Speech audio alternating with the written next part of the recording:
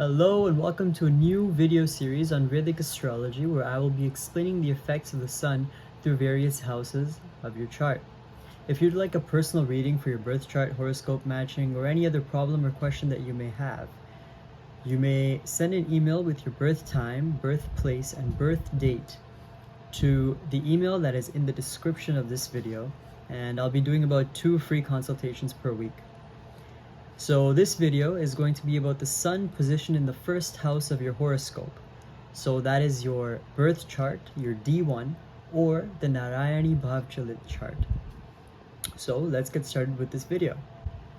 First of all, we'll see that the placement in your chart is the sun in the first house. So how that will look is that this is your first house, second house, third house, fourth house, and so on. This will be your 12th house. So when the sun is positioned here, that is what this video is about. So let's get started with the physical effects of this placement. What happens here, what we see is that people with the sun in the first house have high pitta, which means that these people are prone to stomach acid, heartburn, sweating, and possibly heart issues. Another thing that you will notice with these people is that when you touch them, they will be a little bit warmer. Their skin will be a little bit warmer than other people in general. Another positive thing about this placement is that their immunity is high and they have good health in general. Unless obviously there is a negative malefic aspect on the first house, or if there's a malefic sitting there, or if the sun is poorly placed in a debilitated sign or an enemy sign. Another thing you will notice is possibly eye diseases, and I have put a star here because the classical texts show that people with the sun in the first house have eye diseases. However, I personally like to think of the second house or the 12th house as houses that are prone to eye difficulties. However, since it's in the classical texts, I have put it on this video. Another thing you notice with these people is that they have sparse or thinning hair.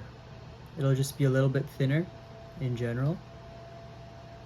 So these are the physical effects of having the sun in the first house.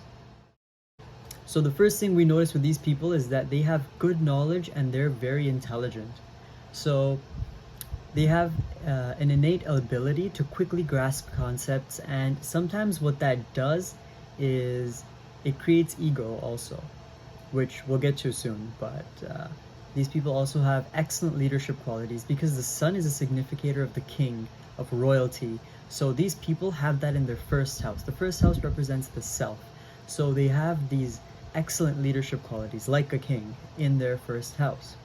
So obviously you can see how the amazing knowledge and the leadership qualities make them prone to having a very big sense of self, which makes sense. These people definitely have an amazing personality. Like Lord Krishna initially gave the Gita to Suryadev, so you know that, and that is in their first house. So obviously these people have some amazing personality traits.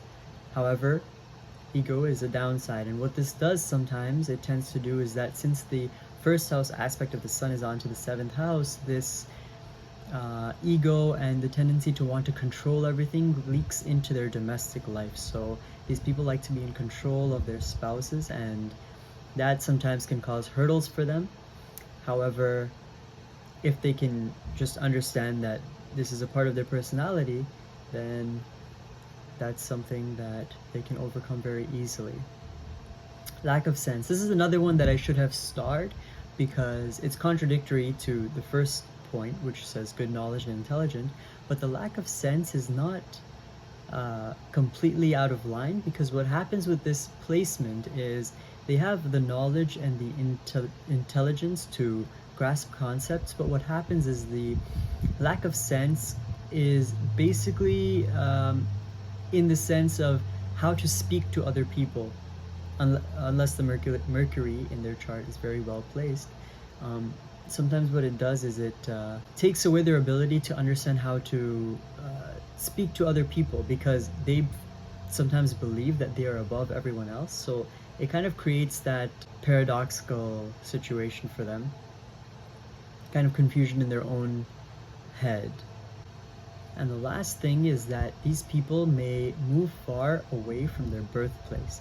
And this is not so much a mental effect, but I've put it in this because what happens is these people they really want to move far away from their birthplace. Maybe it's for a religious reason, or because they have they just want to go travel, or they wanderlust, right?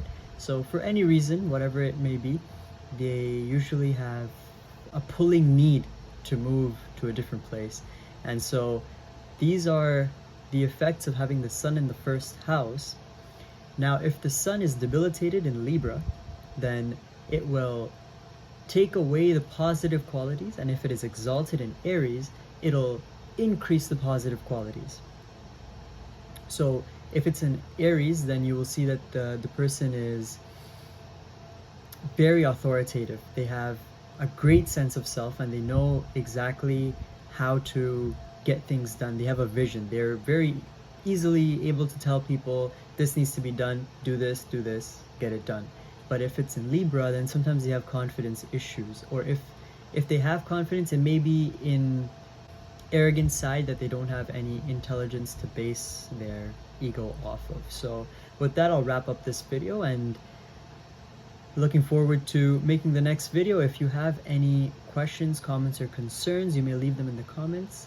And if you would like a reading, personal reading by me, you can also email the email in the description with your birth time, birthplace, and birth date, and I will get back to you as soon as I can. Take care.